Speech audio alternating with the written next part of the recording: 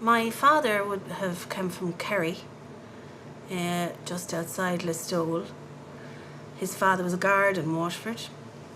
And my mother is from Ferrybank. Her father was an undertaker, the Powers, and my grandmother was from Fahy in Bigwood. And my mother and father started off business first in Michael Street in Waterford. They had a shop called the Greendale, and she did bouquets for weddings and fruit, and I often meet people still today and they say, oh, your mother made my bouquet when I got married, you know, and I often say, oh great, yeah. And my father worked in Clover Meats as well. And what was your mother's name before she got married? Power. What was her first name? Kathleen Power. Kathleen Power. Ferrybank, Killian's place. Okay. And then your dad's name was? Billy Lyons. Billy Lyons. He so also... Lyons came from Kerry, the name? Yeah. Okay. From outside Listowel. And his father was a guard in Waterford, in Lady Lane. So I didn't know there was ever a station in Lady Lane, but there was. So they were married, and then they lived in Michael Street, and in about 1972 they bought Rockets here in Slieverue, and they've been here ever since then. So I was about 3 when we moved from Waterford to here, so I'm more of a cat now than a Waterford lady, but you know. Oh, absolutely. So. And then do you have any memories of actually being in Waterford? I do. The memory I have is bringing bottles down to Darmody's, the shop, the Eatler. And he always left the door open at the back. And I used to be with the bigger guys, and there was the Walls, and there was Aspels, there was a good few. Because there wasn't many kids on the street, I suppose, you know. And we'd get the bottles and bring them in and cash them in. He'd give us biscuits out of a tin. Like, you know, that's my memory. I think we've pictures of that as well, which is funny. He was a big man, Mr. Darmody. The Eclair shop, yeah. And do you remember the children there at that time?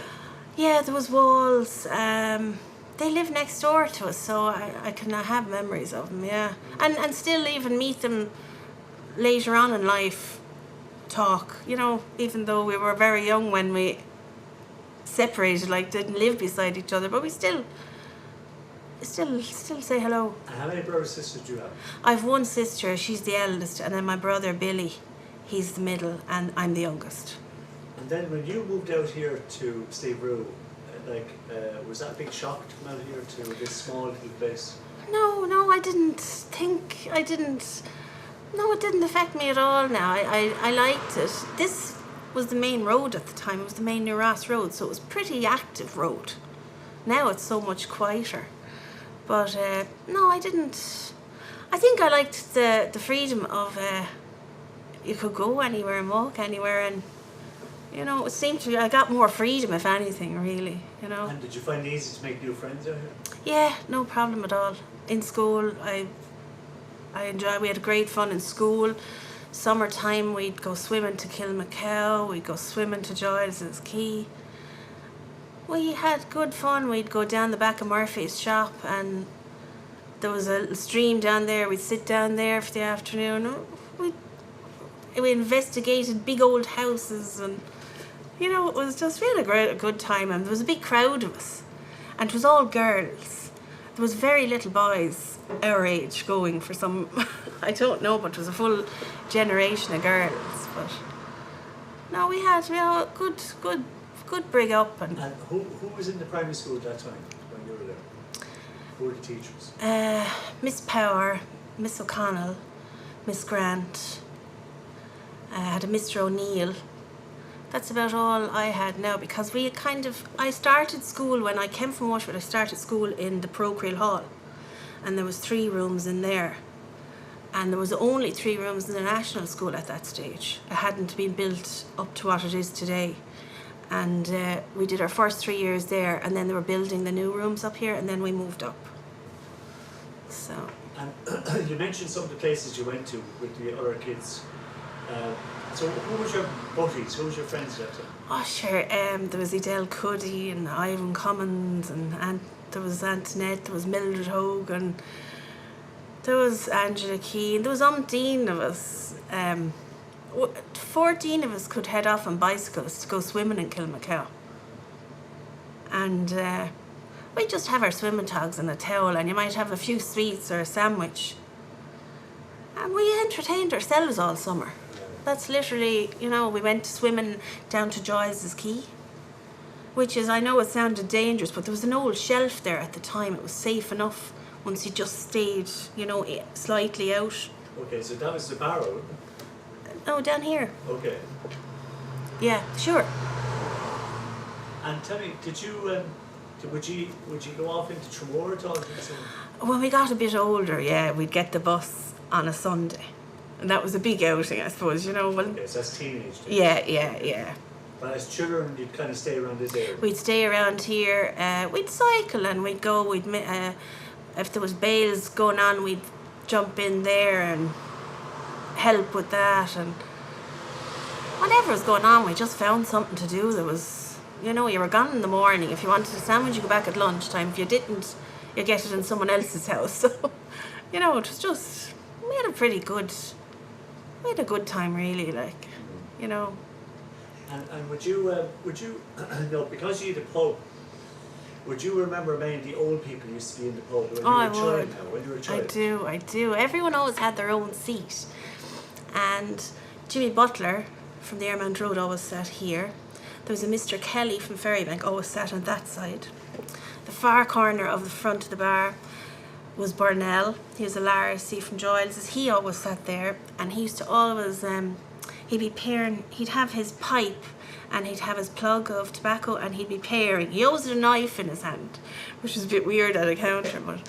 And next to him, Jim Houston, he was a big man that used to wear dungarees, and he'd cycle a bike, and his bike would be at that window at 11 o'clock every morning. But those men, they'd have a couple of drinks. There was no one ever drunk, like, you know what I mean? There'd never be a word, and he sat where he sat. And would you know exactly what they'd all drink? oh, everyone the same drink, and a certain glass. Like, could you tell us what? Can you remember what they had? Large bottle of Smithwick, small glass. Burnell, Mr. Larcy would have a bottle of Guinness with a big glass. Jim Houston would have a pint of Guinness. And Mr. Kelly always sat over there, and we used to call him Woody Woodpecker, because every now and again he'd leave off the Woody Woodpecker sound. And I never asked as a child, and I don't know why, still to this day, but that was his catchphrase. Yeah. He always drank a bottle of Smithwick's with a small glass. Nice man, very quiet man. Nothing, you know. And would those older men, would they talk to each other? Oh, they would, yeah. Okay. Oh, yeah. That corner down there was always the chat corner, you know. Always the lot of stuff solved in it. And would they ever tell you stories because you were a child running around the place? Would they ever tell you stories? Yeah, maybe when I'm a bit older, not, you know. They probably did, but sure, when you're young, you don't want to listen, you know. So. And were any of those fellas, like, I mean, some of them would be a good age now. I mean, I'd say a lot of them are dead and buried now. A lot of them, but yeah. I mean, you say like they'd be going way back to probably turn of the century or early part of 19th century or so 20th century. But like, would there be fellas there? Would they be had been in the war or the Civil War or anything like that? I'd say the civil, yeah. Okay. But they wouldn't. I was just too young. Okay. Just a little bit, you know, to be at that stage, you know. And would they come in? They would come in during the daytime. They wouldn't come in at night. No. Okay. Different. And then who would come in then later on? This pub was very much into its music. Music was a big thing here. And in the 70s, like Simon played here, Waves played here, Christy Moore played here, Brendan Grace. The Furies would have been here nearly every weekend. Davy Arthur,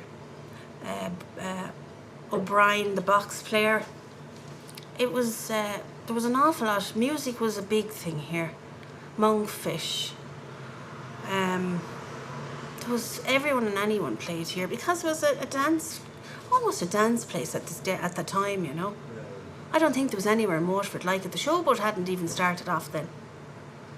Yeah, because the showboat came after that. Yeah, yeah. And tell me then, when you were young, what did lads say to you about the fact that you had a pub? Like, did you get slagged over it, or? No. Okay. No, never, no. And would they be able to come in here and mess around with you, even though it was a pub, or would you? Ah, yeah, well, sure, everyone knew their, you're in the country, people are fair enough, So then when you got to teenage times, so obviously it was a different ballgame then, so what's your memories of the area then at that stage? Well, in the early 80s, like, no one had a job, the amount of people that left and went to England, all young chaps in the village. Like, there was, at one stage there, I'd say 12 chaps together all went to England. You could see it around things, the early 80s, mid 80s, it was bad. And Clover Meats then closed in 84. That was a huge employment for Slieverue, whether you were 16 or 60. It employed young girls and older men. It was a big employer. That finished in 85, you know what I mean? It didn't, things weren't good, and that went as well.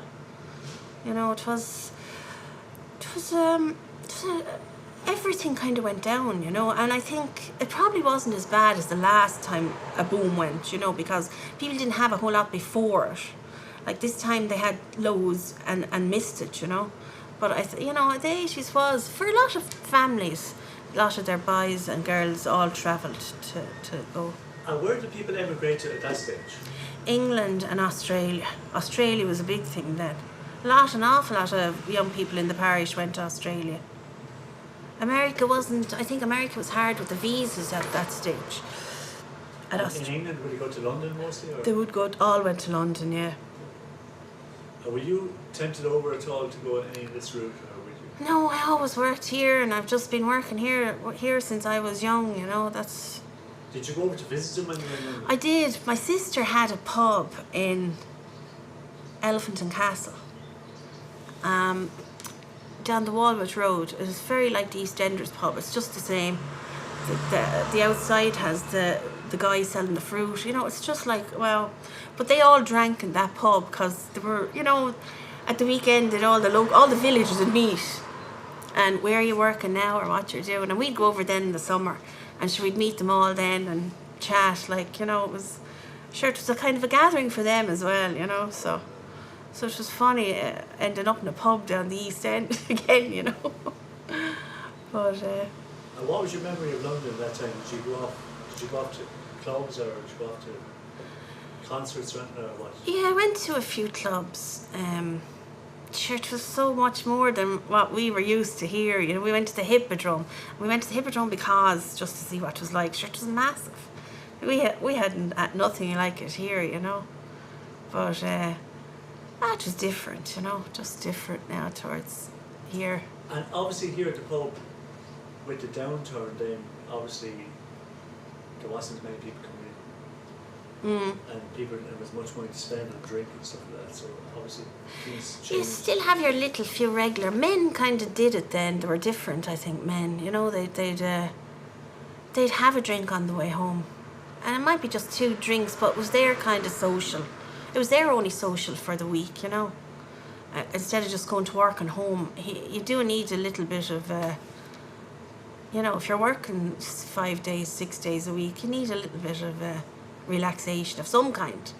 Man and woman, both. So you're saying it still ticked over? Oh, yeah. And what stage did you start working behind the bar? By age range? Probably 14, 12, but sure, I'd say I was collecting glasses when I could walk, so. Do you remember putting your first pint? I don't. I was probably too young, and standing on a box or something. And look, because I remember, like, the fellas would be very fussy about their pint. Oh yeah. It had to be put Yeah. And if you had bubbles on it, then there was a bubble like an eye. But my father was really good. He was very patient, and he's a good teacher, and he wouldn't argue with you. He talked. My father was always like that. He was very liberal as well, quite a liberal man, and we were brought places, and he'd tell you what's going on. He was pretty good that way. You know, he wasn't the old sticking, you know, the old-fashioned way. He'd tell you. If you asked him what was something, he'll tell you. And why did he move into the pub business? I couldn't tell you. We were looking at, I think they were looking at a pub in Tremor at some stage. And actually, they were deciding between Egan's and here. I think Egan's was sold for about 3,000 or 4,000 more at the time, 1972, 73. Egan's came up on the map up for sale that time. That must have been when Reed bought it then, I presume. I don't remember who owned it, do you? Oh, before Reed's? Yeah, no. But, so, I mean, coming from his father was a guard. yeah. Okay. So I suppose he would be able to run a place. Like, he wouldn't be phased by... Sure, I suppose he had to learn too, like everyone else. And he worked in Clover Meats, and they also had a shop in the Michael Street, the greengrocer. So he worked in Clover Meats every day? Yeah, and my mother worked in Clover Meats originally. And then when they... Is that where they met? I presume so, yeah. Well, I've often heard them on outings. Clover Meats seem to have outings and trips to the Isle of Man and trips here and trips there. I often say, God, you had a good time when you're working down there. You seem to be going everywhere. Yeah, I presume that's where they met, yeah. Or probably the Olympia. If it's not, it's the Olympia. Yeah. So when you were working out here in the pub, did you get paid at a stage, or did you? Yeah. Okay. Just a regular, nothing. Well, we always kind of got paid. If you worked, you got paid. Even if you worked in the yard, or, you know, Father was always fair enough that way, I would say. Yeah. And then, with your teenage friends, start coming in here then? Yeah. Okay. So this became your social outlet as well as your work? Well, the other side had the pool table and the games. This was like more the mature side. So we had a jukebox in there, and we had pool tables and snooker tables, and that was great. Like, sure, it was like your own sitting room, you know. Sure, I'd say like a lot of them now, there was no drinking because my mother is fairly strict on the age thing now. You know, if you're with your parents and the parents buy a glass of shandy at 16, 17, that's fine. Once they're with their mother and father, and you know they're not going to. But my mother was fairly strict on the age thing now, I will say. Always. And we are too. You know, if they're, you know, too young, it's not right, you know. But I mean, obviously pubs were very different too, in the sense that obviously there was no smoking banned at that stage. No, it was all... You'd have to fight your way through the smoke to collect glasses. Cloud of smoke. Yeah. And that lounge in there has like a real... it wouldn't be a high roof. But they used to be like 200, 250 in there. There's 3 bars, you know. There's 2 bars. There's another bar in the end here, and it's a 60-foot bar. And it was packed. And the dance floor was just in front of the bar. And it was just person to person. You'd often see pictures now of it, and everyone has the long hair. The boys have the long hair as well. Like, great pictures actually from... and a lot of the girls were from town that married their husbands out here, that met him in the lounge, yeah. Good. Love stories begin. Yeah. There's a lot of girls from Waterford now met their husbands in that lounge, yeah. So, and was it the same band every week, the same days? No. Okay. It would move through the seasons, whoever'd be on the rounds. Okay. I remember Tweed playing there, and Chips, the Antlers, U2. Bono came to play. He wanted to play, but I think the lounge was more of a slightly country western, even though Monkfish and them Waves and that played. So what she did was she rang Mrs. Tracy, Anna, in the showboat, and got him a gig with her on the phone, and sent Bono into Anna. Because Mammy said, So you rejected U2? We didn't reject him, but we got him. She got him a gig now. In fairness, she got him a gig. She got him a gig, and sure, Anna was lovely in the show, but you couldn't meet nicer lady. And so they played there a few times, yeah. Yeah. And they played in WIT as well. WRTC at that. I'd say this was the very early days. Yeah. I'd say it's like mid-70s. So that was... And then did you go to college, did you go to secondary school here? No, I went to secondary school in the convent in Ferrybank. Oh, okay. Down to, yeah. And after that then I went to the Tech in Parnell Street. I did a year after that. Sure, I was here and I was working, so I said I may as well make a wage now as nothing, you know. I was kind of... And then, you know, you talk about the old people that used to be here way back. I mean, what other, you know, like more, we say, when you were a teenager, what older people would be in that stage? It just came through generations, and you know, there was men that drank there, and then their sons were beside him, and now I can see even a third generation, you know. And I'm, you know, there was a lady here 2 weeks, a while ago, and she said to me, she said, Ruth, she said, can you believe, she said, my daughter's 18, and can you remember coming out to the hospital the day she was born, and I bought her a present, and she said, can you believe she's 18 today? And I said, imagine serving her a drink. I said, I would have said she's 15, you know, not 18, but sure. Life rolls on, doesn't it? Life rolls on. And then, like, with I suppose, you know, a lot of your contemporaries would have got married, and, you know, how has Slieverue changed from when you were young? Well, a lot more houses were built, and it's not as close as it used to be, you know.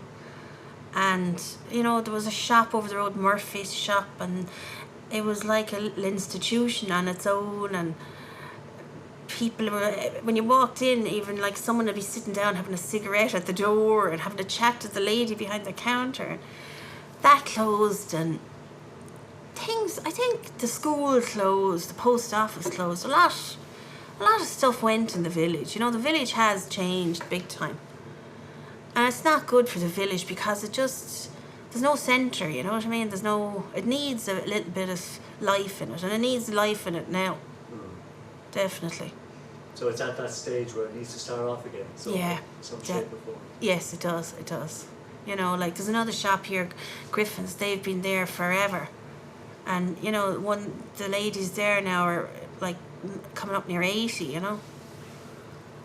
So I don't even know if that'll, you know, it's... If that goes, that'll be the end. Mrs. Stapleton was in here, right, that's going, but Margaret Power's pub was down the road. She died, that closed up and it was sold, and then it turned into a house. You know, it's just things, the village is kind of literally moving on and disappearing bit by bit. You know, that school went, it just quietened the place down the morning and the evening. Just a general, you know. And I was just trying to think of other characters around you in the area. I mean, I suppose when you're in a pub, you'd see people leaving their hair down over the years. Oh yeah, I've seen some funny ones, some ones that I couldn't tell you. We'd have to turn the camera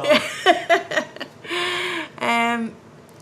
Yeah, I was here one night and I was closed up, and I think I was just finishing off something, and I heard a knock on the door, and I opened the door, and when I opened the door, I looked at a man was standing in front of me, and I looked, right, and next to me there was blood coming down here, and I went, all right, something's after happening. And I was so busy looking at his head, and he had no clothes on him. And I literally didn't notice it. I was going, I said, all right, I said, listen, you better go and get some. And I just closed the door. I didn't know who he was. If I knew who he was, like, I'd have been, you know, but anything can open a door here, and it's just, you know, I have seen some ones I really couldn't tell you. Absolutely. But I suppose it's a bit kind of like, you do have to kind of look after the people as well, don't you? Oh, you do. Well, it would be like that in Slieverue, you know. I do a few messages for some of the older guys. They'd slip you a tenner, get me this, get me that. I'd get it for them, you know. I don't know. Yeah, but you'd hear things, wouldn't you? You know, oh yeah, you would. You'd hear what's going on. Yeah. What's really going on. Yeah. Because people probably tell you things which you'd probably be able to pick the truth out of them, you know, little bit better. But sometimes they can't even tell their own family and stuff. So. yeah, oh yeah. You know, it's sometimes it gets very deep, you know. But you kind of, I would try and talk to a person, or I would try and give them advice that I would hope would help them, you know. But sometimes people, like, they're half telling you, half asking you, what do you think, or, you know. I can just give them a bit of advice. I can't say I'm right or wrong either, because sometimes you don't know the whole story, you know, and you're not being told the whole story. And what about, I mean, don't mention names obviously, but we say fellas that spin yarns and Walter Mitty's, they have Oh yeah. They have this life in their head that's not really true. Would you come across many of them? A lot, an awful lot. Yeah, very little between the ears. Just the mouth goes, and I'm even looking at them going, and then I look over it and I go, no, I wouldn't even believe a word of that. Like, they see like one thing and they'll tell you 10, you know. But there's one of them in every pub, isn't there? And there's probably 2 of them in every village, you know. I don't think, you know, but. And I mean, I suppose growing up in a pub too, it makes you very sociable, doesn't it? It can make you sociable and unsociable, because like you're out when everyone else is socialising, you're not socialising, and then it kind of it gets you a bit, you know. You go, God, everyone is out, like Christmas, everyone's out, and you're not out, you know. It's then you'd go out on a Tuesday and there's no one out, you know. But and then with your own parents and all that, because I'd say you actually saw them very little socially, did you? Very little, zero. Even in school, they were here 7 days a week. My grandmother was here with us. My grandmother lived in Ferrybank, and she came up to live with us. And I'd say I was in the house with my grandmother mostly. They worked hard and they worked long hours, you know. Like, my father would always be up at 7 every morning. My father brought me to school every morning. Before he went to Clover? Yeah, he had actually finished Clover at that stage. Now, Clover closed in 84. But he'd be up at 7 and shaved every morning. He was, but Mum would be working late and she'd be here. You know, it's 7 days a week. I don't think people appreciate like how long you're behind a counter day and night, and you're cooking and you're doing a house, like, you know. And then even things like getting holidays as well. Very little when now. you're at a pub, Yeah, no, you can't really go anywhere, and then you might have planned to go somewhere, and then a funeral will come up, and that's it. Then you're not, you know. But then she grew up. Her father was an undertaker, so she grew up in a business as well. I don't think they probably went anywhere because an undertaker, you know. And his father was an undertaker as well. I think they're about 3 or 4 generations in Ferrybank, so. They would have been used to it, I suppose, you know what I mean, growing up. She grew up like that probably as well, you know. Yeah, but it's just, it takes an awful lot out of the family, doesn't it, in a sense? It does. People, it's 7 days a week and 7 evenings and 7 mornings. It never stops, you know what I mean? And there's always something to be fixed or something to be done, or, you know. I don't think people, it's like you say, people don't realise the effort of a family, you know. And then way back, the pubs had really funny pub opening hours, didn't they? Yeah, Sunday night was 10 o'clock. And like, pubs were more busy when they shouldn't have been open. Yeah. I can remember a guy telling the story. Now, I wasn't here myself, or the Lyonses weren't here. He came home from England and he had a few bob, and he visited his relatives. Came home to his family, and and they all came here on a Christmas day for drinks, which is a Christmas day. And they said the policeman's name, but I can't remember it, but knocked on the door, and they got out the men's toilet, and this guy was a bit heavy, he couldn't fit out the window, and he got summoned. And I think it was like half his holiday money he had to pay in a fine. And he said, like, it was my own fault. He said I couldn't fit out the window. So It's just funny, because I mean, it was very odd hours, weren't they? Like 2 to 4, Christmas yeah. Day and Good Friday were the 2 days that were supposed to be closed. But then it was all strange hours. Sunday, then 2 to 4 you'd close. Yes, it was holy hours and stuff. Yeah. 10 o'clock then Sunday. And 12:30 in the day, not 11. So, which means it was time that Mass was over. But sure, I don't think anyone... I can remember people here at 11 o'clock, like all my... Would it be secret knocks on the door? Not really, no. I think the door was nearly half open and shove it out and shove it in. It wasn't... It was mostly people having Lucozade and 7-Up anyway from the morning, you know, cure their Lucozade and 7-Up to cure them after Mass, you know. So... And was there a corner in the bar for young guys? Like, you know the way the old guys would be in one end, would be a place where the young The guys... lounge, they'd all be in the lounge. Okay. Completely it's like two different pubs. Okay. In the day, it was. This was like just more of a men's place, you know. Like I can remember, there's a man, he still comes here now, he's a great age, but he'd pull up in the car and the wife would sit outside in the car until he was ready. And it could be an hour or an hour and a half, and she wouldn't even flick an eyelid. And I often think to myself today, well, I tell you one thing, I wouldn't be sitting out in the car waiting for him. Yeah, I can remember women used to do that, like, and it's not that long ago. I can remember it, you know, which is funny. And do you remember, I mean, I know this was a music pub, right? But do you remember sing-songs? Was there sing-songs? Huge, yeah. There was big sing-songs here. Liam Clancy used to come here a bit. He was here not long before he died, and he gave a rendition as, you know, Paul plays with Liam, Paul Grant, so Liam, they all came here after Tommy Makeham's funeral. When they came back from New York, they all came in here on the way back to Ring, and they had a good... He did a lot of rendition, and there used to be a lot of sing-songs of beating Jerry Madden now. And would you know, like a lot of the older people, would you know what song they would sing, each one? Everyone has their song. Every lady has their song. Can you remember who sang what song in the locals?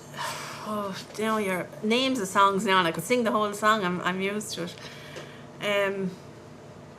Mick Murphy always sang the Rose of Monkine. Tom Murphy always sang a song called Never Grow Old. I think it was his version. I've never heard one like it again. Poor Tom died there a couple of years ago, but fabulous singer, Tom. And I don't know whose song it is, or I have heard it, but never as Tom Murphy sings it. Mick Murphy, Paul Roach always sang The Rose of Monkine. There's so many of them now. They all have one song. Every single, and through the last 30 years, and I'd hear a song now, and I'd say, oh, that's such and such a song. I might know the name of the song, but I could say who always sang it. Yeah, that's a true one, yeah. It's funny. Isn't it? Yeah, I still to this day I could say who sings. And did the women come in here on a particular night? The women came in, yeah. The women came in with the husbands in here. Or was it a particular night? Or was No. It? Okay. It's the weekend, definitely. Okay. Say, of an older generation, some of the ladies didn't come in. They would sit outside. That was about 3 ladies I can remember. And there was a woman, it was a man and a woman used to come here. And the two of them always sat in the one place, always in the seat in the far corner. And she had a kind of a bit of a beard. And I was half afraid of her because I was young. And he'd never drink the same drink one after another, to be a different drink every time. And he used to have a van. I don't want to say any names or anything because it's private, but people know who I'm talking about. But he'd say, I think I'll have a Jinnah. And then he said, I think I'll have a Jemison. And then she'd say to him, are we going? And I remember she had the blue house coat and the little bit of a beard on her. Now the beard was like pretty good. And she'd have her hands on the purse like this, you know. And she'd say, are we going? And he'd turn to her and he'd say, no, he said, there's a bus passing. He said at 10, he'd say, be on it. He used to, I think he was in the Canadian police or something, this fella. He retired back here. But they were elderly at this stage now, but he would go along the whole, never have the same 2 drinks twice, like. And when he was ready, he was ready. Then they'd go. Just to look at them, they were the funniest couple now I can remember. It's like a comedy duo. Yeah, it really was. Yeah, they were funny. But they used to have a lot of meetings here as well. Who used to be here was Francesca Rossi used to be here. So this is the Workers' Party. I don't, yeah. Sinn Féin's Workers' Party. Tomas McGilla used to be here a lot. Bertie was here, had a pint with the builder and Pat. Bertie Harm was here. A lot of those fellas. Dick Spring was here.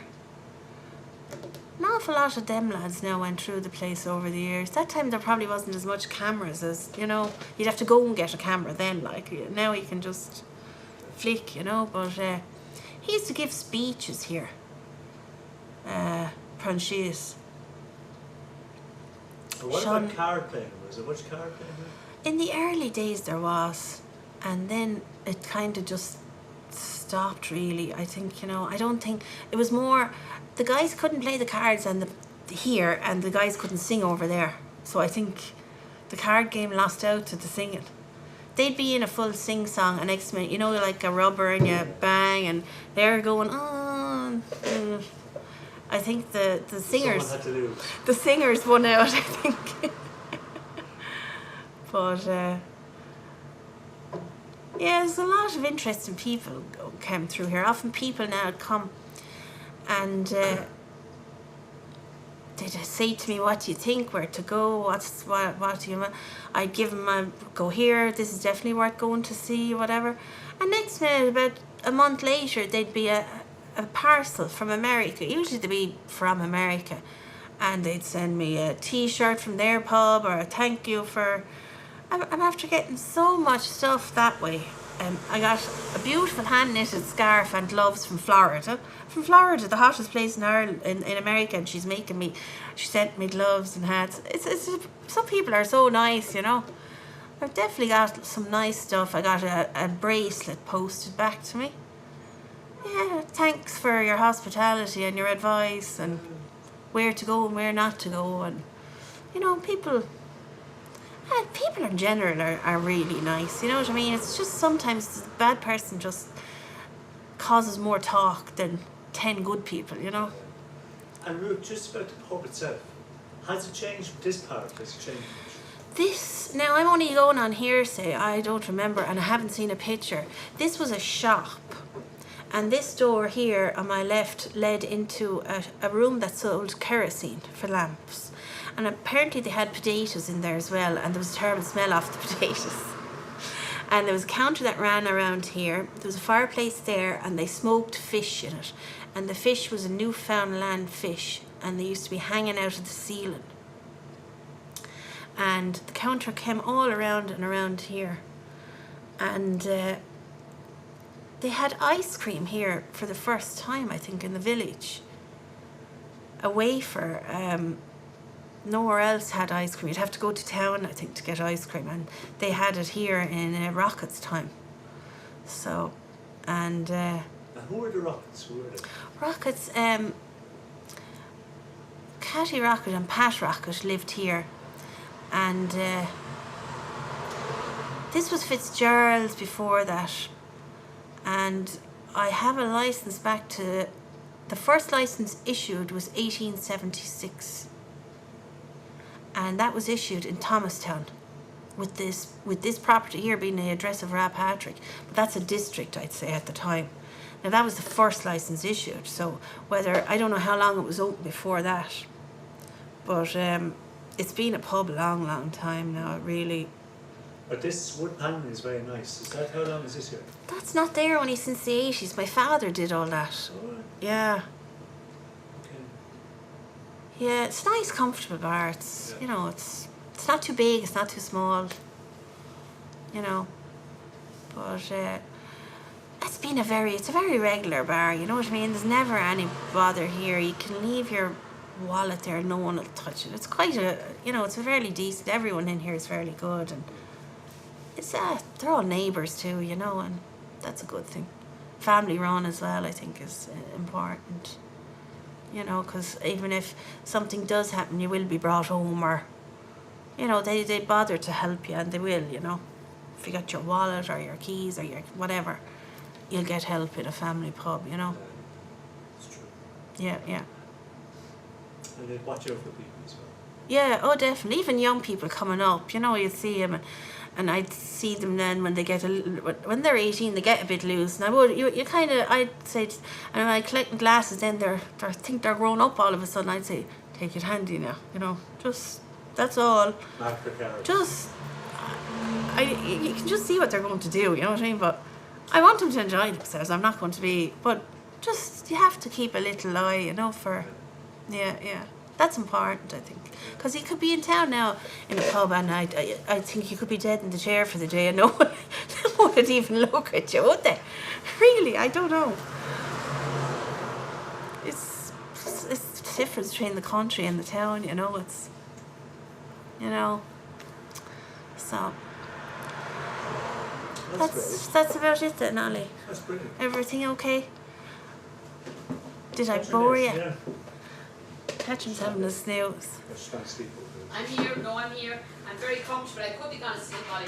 there. Did we leave out anything, Catherine? No, I thought maybe, I noticed maybe the other pubs in the village, you know, you know the route. Mrs. Stapleton, I'd know. Yeah, and would you have known Margaret Power? Yeah, well, we did mention her. We did mention and Mrs. Stapleton, Oh, well then. and Murphy's shop, and Griffin's. Yes, that was it. That was Yeah. it in the place, like, that was grand. A few of the owl The lads. people and the other lads. Did you have a little snooze? No, I did not. I was sitting with my legs up on the chair. It's very cosy out over there, Ruth. It's lovely, I tell Are you. you having an owl? Hi, Tony. Are you smuggling? Thanks, Ollie. Now, we have to wait till about 10 to 4, Ollie. But then